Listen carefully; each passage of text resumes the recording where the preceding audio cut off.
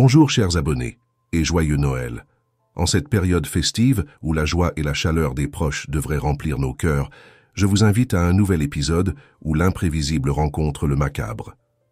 Aujourd'hui, nous explorons une affaire qui démontre à quel point une simple journée ordinaire peut basculer dans l'horreur.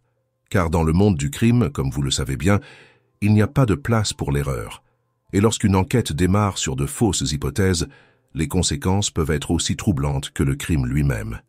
L'histoire d'aujourd'hui nous emmène à Rome, en mai 1997, dans l'enceinte prestigieuse de l'université La Sapienza. Un lieu synonyme de savoir et d'ambition, mais qui deviendra à ce jour-là le théâtre d'un drame incompréhensible. Martha Russo, 22 ans, était une étudiante en droit, belle, ambitieuse et bourrée de projets. Elle rêvait de devenir avocate et avait déjà conquis l'une des étapes les plus difficiles. Être admise dans cette institution vénérable, l'une des plus anciennes au monde. Martha était non seulement brillante, mais aussi généreuse. Elle avait même pris la décision altruiste de léguer ses organes, si jamais quelque chose devait lui arriver. Une ironie cruelle quand on sait ce qui allait suivre. Le 9 mai, tout avait commencé comme un jour ordinaire. Martha se promenait sur le campus, en compagnie de son amie Yolanda Ricci. Les deux jeunes femmes, manuels et cahiers à la main, parlaient des examens à venir, imaginant sans doute leur carrière future. Mais, à 11h42, cette tranquillité a été brutalement interrompue. Un bruit sec a retenti comme un coup de feu.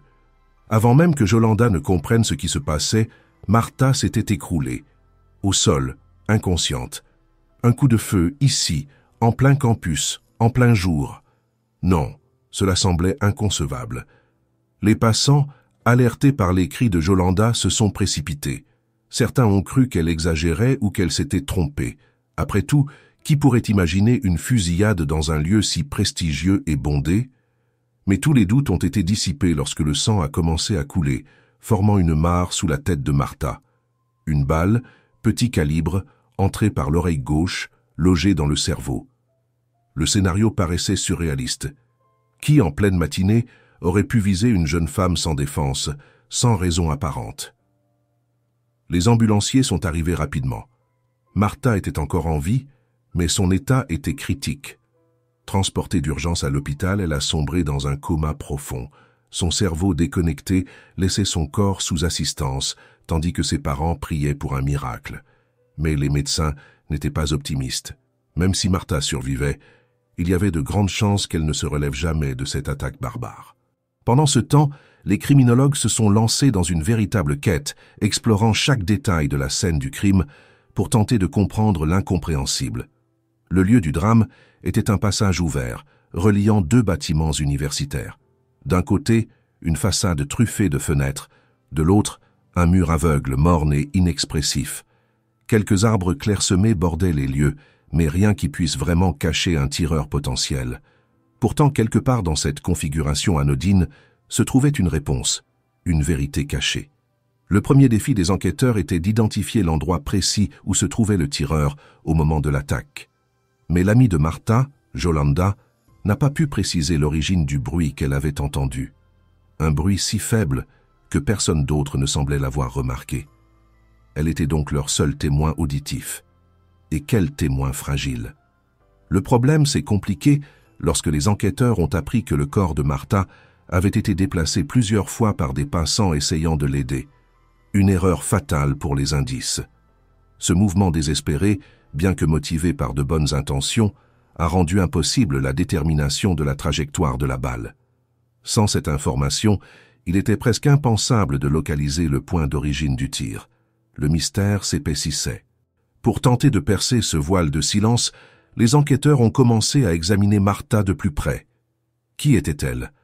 Avait-elle un ennemi secret, un ancien amour meurtri, ou pire encore, un lien avec un monde plus sombre? Ils ont fouillé son passé, examiné ses fréquentations, et même feuilleté ses journaux intimes. Mais tout cela n'a mené à rien. Martha était, à tout point de vue, une jeune femme respectée et ordinaire, consacrant tout son temps à ses études. Alors une hypothèse a émergé. Et si Martha n'était pas la véritable cible? Et si son amie Yolanda était celle visée? Peut-être Martha s'était-elle simplement trouvée au mauvais endroit, au mauvais moment. Cette piste a rapidement pris de l'ampleur lorsque Yolanda a révélé un détail troublant. Elle avait reçu 45 appels anonymes ces derniers jours. Lors de l'un de ces appels, l'inconnu n'avait laissé qu'un silence glacial de 23 secondes. Une ambiance digne d'un thriller. Mais ce n'est pas tout. L'homme anonyme avait également appelé le père de Yolanda, un fonctionnaire influent travaillant dans le système pénitentiaire. Lors de cet appel nocturne, il avait insulté la jeune fille, la qualifiant de fille débauchée sans jamais révéler son identité. Une piste crédible. Peut-être. Après tout, cet homme aurait pu vouloir s'en prendre à Yolanda, ou pire, chercher à se venger de son père à travers elle. Les enquêteurs ont exploré ces pistes avec acharnement. Était-ce une vengeance mal calculée? Une erreur fatale du tueur? Mais malgré leurs efforts, toutes ces théories se sont effondrées une à une. Aucun des ennemis potentiels du père de Yolanda ne semblait avoir la moindre intention de s'attaquer à sa famille. Et Yolanda elle-même n'avait pas de profil qui justifierait une telle haine. Le mystère restait entier, et chaque piste rejetée ne faisait que renforcer l'énigme de ce coup de feu silencieux tiré en plein jour au cœur de l'un des lieux les plus prestigieux d'Italie. Une nouvelle théorie s'est progressivement imposée, ajoutant une touche sinistre à cette affaire déjà complexe. L'université, en plus de sa réputation prestigieuse, traînait depuis des années une ombre inquiétante. Ce temple de la science, où les esprits brillants devraient s'épanouir, avait aussi été le théâtre d'événements violents. Des émeutes d'étudiants, des altercations spontanées et, pire encore, des actes de violence ciblés. On y respirait parfois une tension presque palpable, comme si l'histoire elle-même avait laissé des cicatrices invisibles. Les souvenirs du passé n'étaient pas encore effacés. En février 1980, une attaque avait frappé l'université en plein cœur. Un professeur avait été froidement abattu dans le hall d'entrée. 7 balles, 7 preuves du mépris total pour la vie humaine. Derrière ce crime, les tristement célèbres Brigades Rouges avaient revendiqué leur responsabilité, inscrivant cet acte sanglant dans une lutte politique qu'eux seuls comprenaient. Ce n'était pas un cas isolé. 5 ans plus tard, en mars 1985, un autre professeur, cette fois d'économie, avait trouvé la mort dans des circonstances similaires.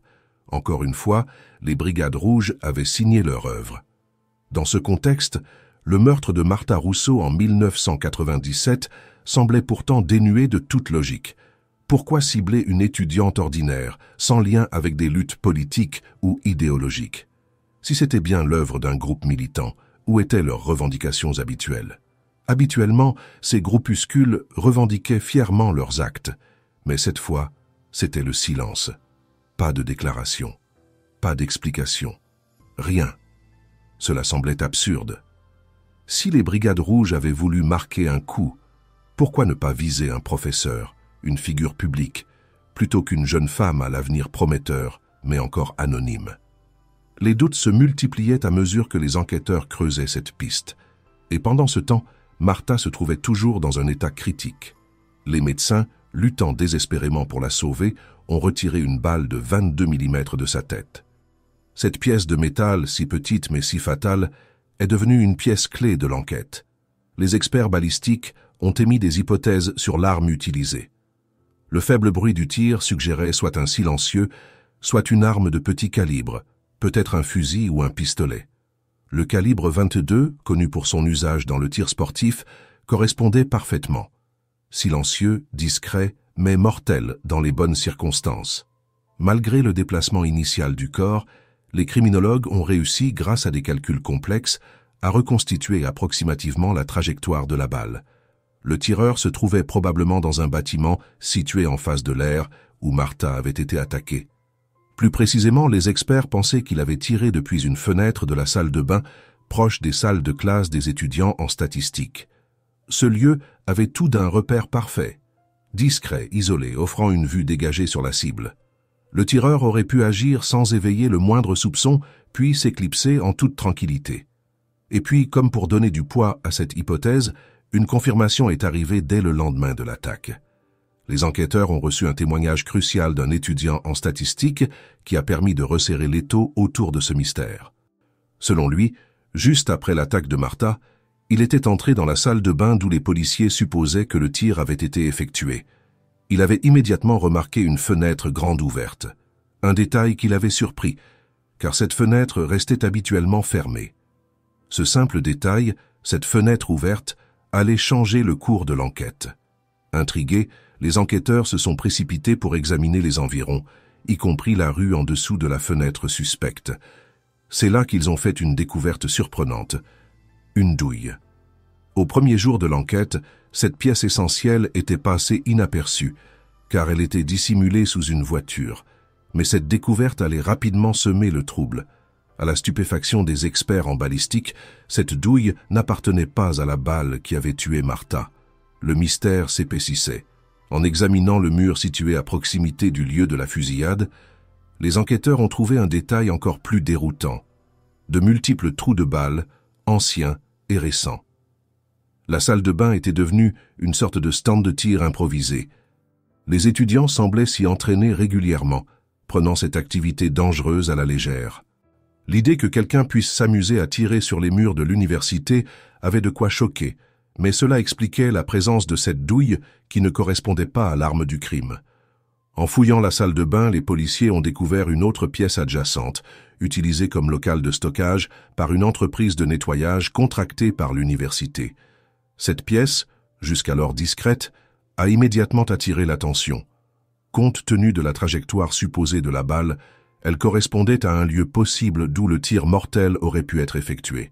Mais il y avait un problème. Impossible d'y entrer. La pièce était verrouillée et son accès nécessitait des autorisations spéciales. Les enquêteurs ont donc commencé à examiner de près les employés de cette entreprise de nettoyage. Ce qu'ils ont découvert était aussi inquiétant qu'inattendu. De nombreux employés étaient de fervents amateurs d'armes à feu. Certains possédaient des licences officielles, mais ce qui les rendait encore plus suspects, c'est qu'ils facilitaient l'accès aux armes pour ceux qui n'avaient pas de licence. Lorsqu'ils ont enfin pu accéder au local, les policiers ont été stupéfaits. Ce qui devait être un simple lieu de stockage de produits ménagers s'est révélé être une véritable cache d'armes. Un arsenal soigneusement dissimulé. Ils y ont trouvé des munitions de différents calibres, y compris du calibre 22, ainsi que des silencieux et d'autres équipements liés aux armes à feu. En analysant les horaires de travail des employés de cette entreprise, un autre élément troublant est apparu. Les employés n'étaient pas censés être sur place entre 9h et 14h, une période durant laquelle la pièce était théoriquement inoccupée. L'attaque contre Martha avait eu lieu précisément dans cette fenêtre de temps à 11h42. Cette coïncidence glaçante allait donner une nouvelle direction à l'enquête. Mais dans cet univers d'ombre et de mensonges, chaque réponse semblait engendrer de nouvelles questions. Qui parmi ces amateurs d'armes aurait pu franchir la ligne fatale? Et surtout, pourquoi? L'enquête a pris un tournant lorsque la police a décidé d'interroger chaque employé de l'entreprise de nettoyage. Cependant, ces agents d'entretien conscients des suspicions pesant sur eux ont commencé à fournir des alibis solides à tour de rôle, rendant la tâche des enquêteurs encore plus ardue. Finalement, chaque alibi a été confirmé et aucun des employés n'a été impliqué directement dans le meurtre. La vérification des armes n'a rien donné non plus. Tout était enregistré, les propriétaires disposaient des licences nécessaires et, bien que choquant, l'utilisation du mur comme stand de tir informel semblait être une pratique régulière mais prétendument inoffensive. Pendant ce temps, un drame irréversible s'est produit. Le 14 mai, après 5 jours de lutte acharnée pour sa survie, Martha Rousseau a été déclarée morte. Les médecins, impuissants, ont dû débrancher les appareils qui maintenaient artificiellement ses fonctions vitales. La jeune femme de 22 ans, pleine de rêves et de projets, a succombé à la blessure infligée par une balle. Sa famille, dévastée mais fidèle aux valeurs de Martha, a respecté ses dernières volontés. Ses organes ont été donnés, sauvant ainsi plusieurs vies. Ce geste, empreint d'une immense générosité, a marqué les esprits et donné une lueur d'espoir au milieu de cette tragédie. Les funérailles de Martha ont rassemblé environ 10 000 personnes, un chiffre impressionnant qui témoigne de l'impact de cette affaire. Des proches, des amis, des étudiants, et même des inconnus touchés par son histoire, se sont réunis pour lui rendre hommage. La mère de Martha, dans une confession déchirante, a révélé qu'elle avait ressenti une angoisse inexplicable ce matin-là, comme un pressentiment. Mais à l'époque, elle avait ignoré ce sentiment, jusqu'au coup de fil fatal de la police. Le décès de Martha a accentué la pression sur les autorités. Déjà éclaboussée par une série d'affaires non résolues et très médiatisées, la police de Rome voyait sa réputation s'effriter dangereusement. Il était impératif pour eux de résoudre ce meurtre rapidement, non seulement pour rendre justice à Martha, mais aussi pour redorer leur blason. Mais cette pression allait pousser les enquêteurs à prendre des décisions controversées, voire désastreuses. C'est dans ce contexte que la police s'est focalisée sur un nouveau suspect, Zingaliss, un bibliothécaire de 36 ans. Ce qui avait attiré l'attention des enquêteurs, c'était ses recherches en ligne. Zingaliss avait consulté des sites expliquant comment fabriquer un silencieux pour arme à feu, un détail pour le moins suspect. De plus, il possédait un fusil de calibre 22, correspondant au projectile qui avait tué Martha. Les enquêteurs pensaient enfin tenir leur coupable. Cependant, leurs espoirs ont rapidement été anéantis. Le bibliothécaire disposait d'un alibi irréfutable. Au moment de la fusillade, il se trouvait dans une salle de classe entourée de nombreux témoins. Ces témoignages unanimes l'ont exclu de la liste des suspects, laissant l'affaire dans une impasse. La pression ne faisait que grandir. Chaque piste semblait se refermer comme un cul-de-sac. La ville de Rome, choquée et indignée, exigeait des réponses. Mais derrière les murs de la police, le désespoir de résoudre l'affaire allait bientôt donner lieu à des méthodes discutables. Que se passe-t-il quand la quête de justice vire à l'obsession? Nous ne tarderons pas à le découvrir. Les enquêteurs ont décidé de jouer leur dernière carte en appelant les meilleurs criminologues. Leur mission? Débusquer l'insaisissable vérité cachée dans ce bâtiment labyrinthique. Leurs outils? Une patience d'orfèvre et un flair affûté digne d'un limier. Le plan était simple, fouiller méthodiquement chaque recoin, chaque rebord de fenêtre, chaque parcelle de sol à la recherche de minuscules particules de poudre. Ces traces invisibles pouvaient révéler l'endroit exact où le tireur s'était posté pour abattre Martha. Mais rapidement, la réalité s'est imposée. Beaucoup trop de temps s'était écoulé. Entre les nettoyages répétés des locaux et une pluie diluvienne tombée dès le lendemain du drame, les preuves semblaient s'être envolées, lavées par la négligence et la météo. Pourtant, la persévérance a fini par payer. 3 heures après le début des recherches, comme une lueur dans l'obscurité, 2 minuscules particules de barium et d'antimoine ont été découvertes. Ces fragments microscopiques, si petits qu'ils auraient pu passer inaperçus, étaient directement liés aux armes à feu. Mais, plot twist, elles n'ont pas été retrouvées dans les toilettes, lieu initialement suspecté mais à l'étage supérieur, dans le bureau numéro 6. Ce bureau, anodin en apparence, est rapidement devenu le centre névralgique de l'enquête. Sur un rebord de fenêtre, les criminologues ont découvert une tache. Était-ce de la poudre? Peut-être. Mais il était tout aussi plausible qu'il s'agisse d'encre d'imprimante ou de caoutchouc brûlé. Une certitude, toutefois, ce bureau offrait un angle de tir parfait, en cohérence avec la trajectoire calculée de la balle.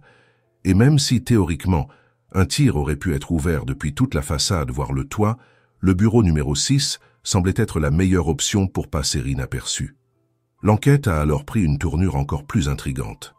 Les policiers ont identifié les occupants habituels du bureau, étudiants, assistants et enseignants. Chacun a été minutieusement interrogé. Mais une étrangeté a vite sauté aux yeux. Tous les témoins affirmaient n'avoir pas mis les pieds dans ce bureau à l'heure fatidique. Le comportement collectif ressemblait à une véritable conspiration. Est-ce qu'ils se protégeaient mutuellement ou s'agissait-il simplement d'une étrange coïncidence? Un coup de théâtre est venu alimenter les soupçons. Lors des perquisitions, les policiers ont découvert un téléphone mobile dans le bureau. Ce téléphone avait servi à passer un appel à 11h44, soit 2 petites minutes après le tir. Une piste en or. Le propriétaire a été rapidement identifié. Une étudiante diplômée, Maria Chiara. Lors de son audition, Maria a admis qu'elle se trouvait dans le bureau à l'heure du meurtre. Elle avait passé un appel, mais selon cette étudiante, n'avait vu personne brandir une arme. Elle a juré n'avoir aucun lien avec Martha, aucun mobile et surtout aucune arme de ce calibre. Alors, mentait-elle? Ou bien était-elle vraiment une innocente témoin d'un drame qu'elle n'avait pas vu venir? L'énigme s'épaississait, et le bureau numéro 6 continuait de murmurer ses secrets. La pression sur les policiers atteignait son paroxysme, et il semblait déterminé à creuser la piste du bureau numéro 6 jusqu'au bout, quitte à pousser les limites. Maria, la jeune femme, liée au téléphone retrouvé dans le bureau, est alors devenue une pièce maîtresse de leur enquête. Invitée au poste pour clarifier les choses, elle a rapidement plongé dans un tourbillon d'interrogatoires. Et pas qu'un peu. Pas moins de 13 sessions où elle a été pressée, relancée, et où ses réponses ont constamment évolué. Ses premières déclarations hésitantes faisaient état d'un souvenir flou, un homme qu'elle aurait croisé en entrant dans le bureau pour passer un appel téléphonique. Il lui aurait lancé un salut à peine audible avant de disparaître dans le couloir. Mais à peine cette version posée qu'elle a commencé à la modifier, ajoutant ou retirant des détails à chaque nouvel entretien. Maria semblait piégée entre la peur des enquêteurs et son propre stress, un cocktail explosif qui l'a poussée à dire tout et son contraire. Ce qui a évité à Maria d'être inculpée, c'était son alibi en béton. Pourtant, sa collaboration forcée avec les enquêteurs ne s'est pas arrêtée là. Sous la menace à peine voilée d'être accusée elle-même, elle a désigné un nouveau suspect, Salvatore Ferraro, assistant professeur en philosophie et en droit. Selon Maria, Salvatore correspondait au profil du mystérieux homme croisé dans le bureau numéro 6. Mais fidèle à elle-même, Maria a continué à douter, à hésiter, à modifier sa version. Et pour cause, les enquêteurs n'ont pas fait les choses à moitié. Le premier interrogatoire de Maria avec ce nouvel angle a duré 14 heures. Oui, 14 heures de pression continue. De son côté, Salvatore Ferraro s'est retrouvé sous les projecteurs. Les policiers ont interrogé ses collègues et étudiants, multipliant les témoignages qui, malheureusement, s'avéraient aussi confus et incohérents que ceux de Maria. Les récits ne correspondaient pas, créant un patchwork d'informations contradictoires. Malgré tout, les enquêteurs s'acharnaient.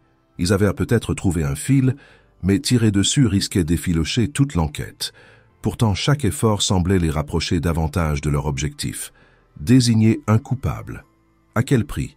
La vérité, pour l'instant, restait une chimère. L'intervention de Bruno Romano, directeur de l'université, a marqué un tournant dans l'enquête, mais pas celui auquel on aurait pu s'attendre. Loin d'apaiser les tensions, son mécontentement face au travail de la police a déclenché une nouvelle vague de suspicion. Romano critiquait ouvertement les méthodes des enquêteurs, soulignant des irrégularités flagrantes, des témoins interrogés sans la présence d'avocats, malgré leurs demandes insistantes. Dans un climat où chaque mot était scruté à la loupe, cela suffisait à faire de lui un suspect potentiel. Pour les enquêteurs, son insistance à dénoncer les dysfonctionnements n'était pas un acte de justice, mais une tentative de couvrir un meurtrier, peut-être pour protéger la réputation de l'université. À ce stade, il était clair que la police, sous pression constante du public, cherchait désespérément un coupable à désigner. Peu importaient les moyens. Cependant, chaque suspect disposait d'un alibi solide, rendant la tâche des enquêteurs presque impossible. Frustrés, ils se sont tournés vers une autre cible, Gabriella, la secrétaire du directeur. Une nouvelle pièce à jouer dans leur puzzle de plus en plus flou. Selon Maria, Gabriella se trouvait dans le bureau numéro 6 avant la fusillade. Cette déclaration, floue et peu fiable, a suffi à mettre la secrétaire sous une pression écrasante. Les enquêteurs n'ont pas lésiné sur les moyens, écoute téléphonique, surveillance, et même la menace d'installer une caméra cachée dans son bureau. Mais le pire restait à venir. Lors d'un interrogatoire, Gabriella a été explicitement menacée. Si elle ne livrait pas le nom du meurtrier, elle serait accusée elle-même. Pour cette femme de 45 ans, mère de jeunes enfants, cette menace équivalait à un coup de massue.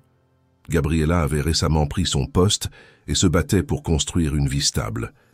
Être accusée d'un meurtre qu'elle n'avait pas commis signifiait tout perdre, sa carrière, sa famille et sa liberté. Pourtant, elle tenait bon. Elle affirmait qu'elle n'avait aucune idée de l'identité du coupable et qu'elle n'avait pas été dans le bureau numéro 6. Elle souffrait même d'une maladie chronique qui, selon elle, l'aurait empêchée d'utiliser une arme. Face à sa résistance, les enquêteurs ont redoublé d'efforts. Ils ont consulté des médecins pour confirmer la maladie de Gabriella, mais rien n'y a fait.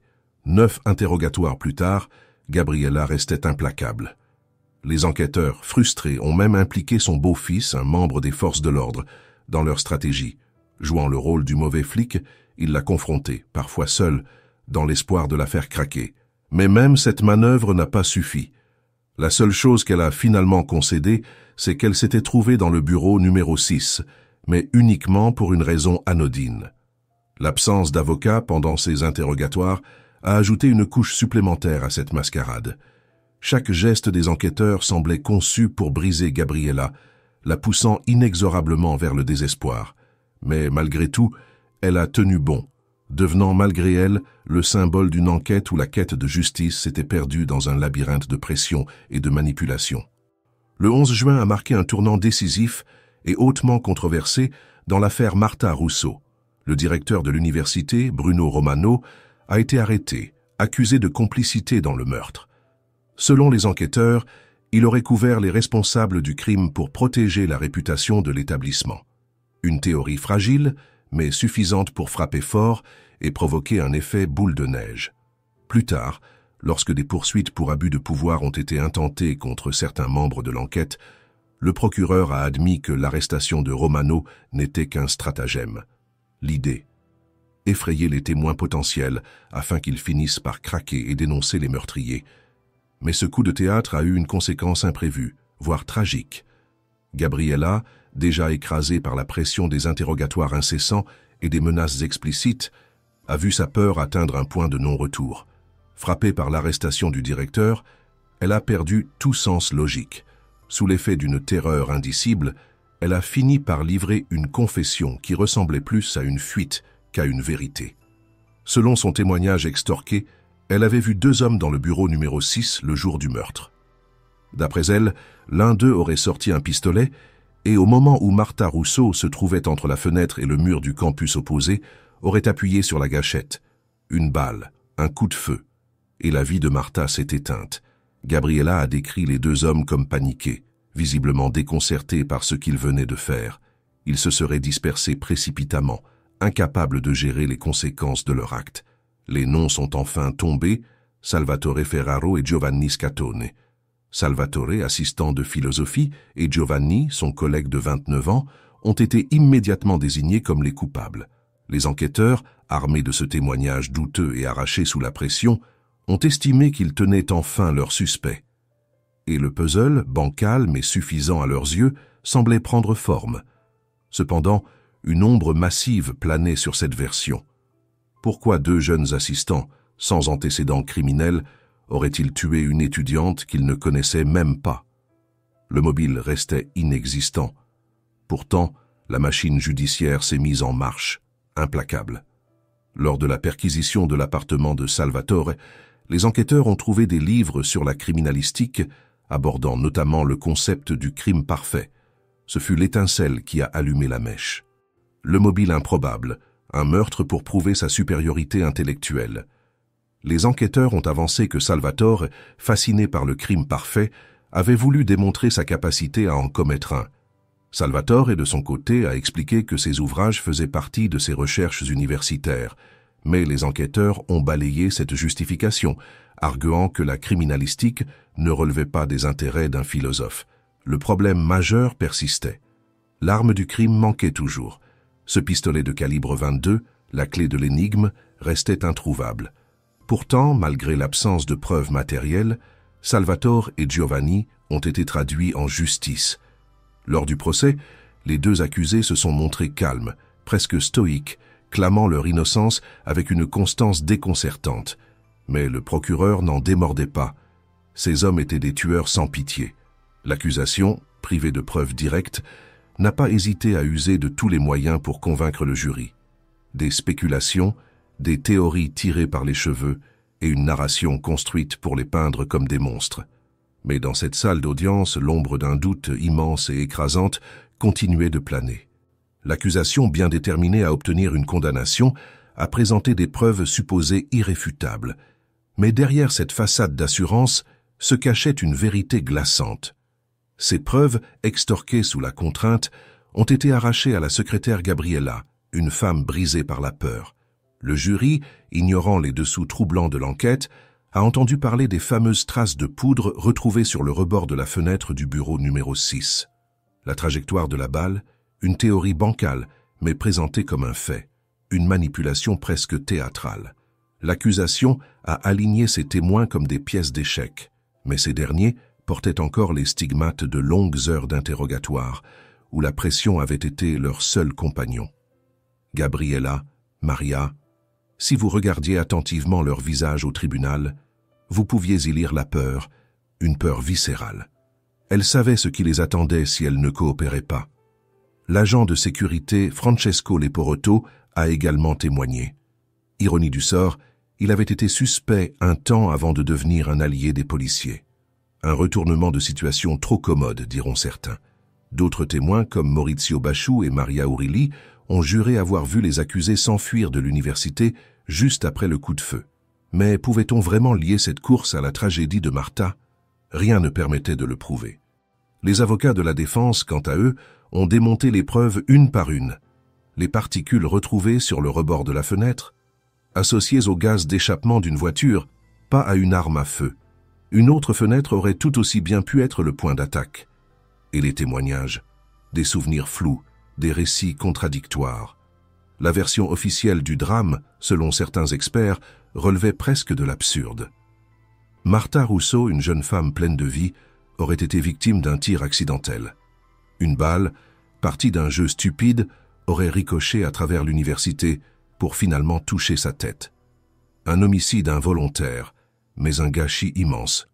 En 2001, après un procès qui avait déchaîné les passions, Giovanni Scatone et Salvatore Ferraro ont été reconnus coupables.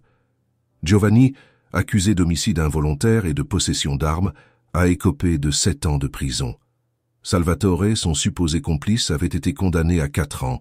Les charges retenues contre Gabriela et Maria, obtenues sous la torture morale, ont été abandonnées. Une maigre victoire dans un océan de souffrance.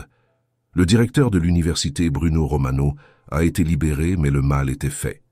Giovanni et Salvatore ont fait appel, obtenant une réduction de peine. Giovanni a vu sa sentence passer de 7 à 5 ans. Mais cette réduction s'accompagnait d'une facture salée, 300 000 € de frais de justice.